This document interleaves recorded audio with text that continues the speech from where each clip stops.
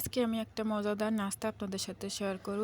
বানাবো হচ্ছে আমি ফ্রেঞ্চ ফ্রাই। আমরা বাঙালিরা তো বলি আলু ভাজি। প্রথমে আমি বড় সাইজের একটা আলু নিয়ে নিচ্ছি। আলুটা ভালো করে ছিলে নিব। ঘরে থাকা সবচেয়ে বড় আলুটাই আমি বেছে নিয়েছিলাম। তো আলুটা কাটার পরে দেখি মাঝখান থেকে নষ্ট, মনটাই খারাপ হয়ে গেছে। শখ করে আইছিলাম ফ্রেঞ্চ ফ্রাই বানাতে, এসে আলুটাই নষ্ট। তো কি আর করার, পাশ থেকে আমি ছোট ছোট চিকন করে যতটুকু নেওয়া যায় আমি নিয়ে নেব। এর আগেও আমি একবার ফ্রেঞ্চ ফ্রাই বানাইছিলাম, জিম খাইছিল খুব মজা করে। তো জিম তখন খাইছে, তো সেজন্য ভাবছিলাম আজকেও একটু বানাই আর আপনাদের সাথেও শেয়ার করি। বিকালের দিকে তো একটু খিদা লাগে, তো সবসময় এক খাবার খেতে চাই না, মাঝে মাঝে ট্রাই করি অন্য কিছু দেওয়ার জন্য যাতে মজা করে খাই। তো যতটুকু নেওয়ার আমি নিছি, পরে ছোট আর একটা আলু আমি কেটে নিয়েছিলাম। তো এখন হচ্ছে আমি আলুগুলো ভালো করে ধুয়ে নিব। আজকে আমি সিদ্ধ ছাড়াই ফ্রেঞ্চ ফ্রাই করব। আলুগুলো ধুয়ে নেওয়ার পরে আমি সামান্য লবণ মাখাই নিব। লবণ মাখানোর পরে কিন্তু এটাতে অনেক পানি ছড়বে। তো এখন আমি আলুগুলো আর একটা পাত্রে উঠাই নিব। তো আলুগুলো উঠাই নেওয়ার পরে আলু থেকে কত পানি বের হয়েছে। লবণের সাথে যদি আমি আটাগুলো দিয়ে দিতাম তাহলে কাদা কাদা হয়ে যেত, পানি পানি দেখতে ভালো দেখাতো না। তো ভালো করে ভাজাও যত না, একবার আঠার মতন লেগে থাকতো। তো আমার কাছে কর্নফ্লাওয়ার নেই, তো আমি এখানে বেকিং পাউডার দিয়ে দেবো সামান্য পরিমাণ, আর 2 চামচ মতন আটা দিয়ে দেবো। এখানে একটু শুকনা মরিচের গুঁড়াও দেওয়া যায়, কালারটাও সুন্দর আসে, খেতেও একটু ঝাল। যেহেতু জিম খাবে সেই জন্য আমি ঝালটা স্কিপ করেছি, আপনারা চাইলে ঝালও দিতে পারেন। তো একদিকে আমি আলুগুলো রেডি করছিলাম আর অন্যদিকে আমি কড়াইতে গরম তেল বসাই দিছি, যাতে মাখানোর সাথে সাথে আমি চুলার উপরে দিতে পারি। আলুগুলো 2 ভাগে ভাগ করে আমি ভেজে নিব। কোলে যেহেতু আমার ছোট বাচ্চা, ধরারও কেউ নেই, তো চাই সবসময় তাড়াহুড়ো করে যে তৈরি করে তাড়াহুড়ো করার জন্য। তো জিম ঘুমায় আছে, তো এদিকে আমি এগুলো নাস্তা রেডি করে নিতেলাম। তো খুব সহজেই আমার এই যে ফ্রেঞ্চ ফ্রাই রেডি হয়ে গেছে।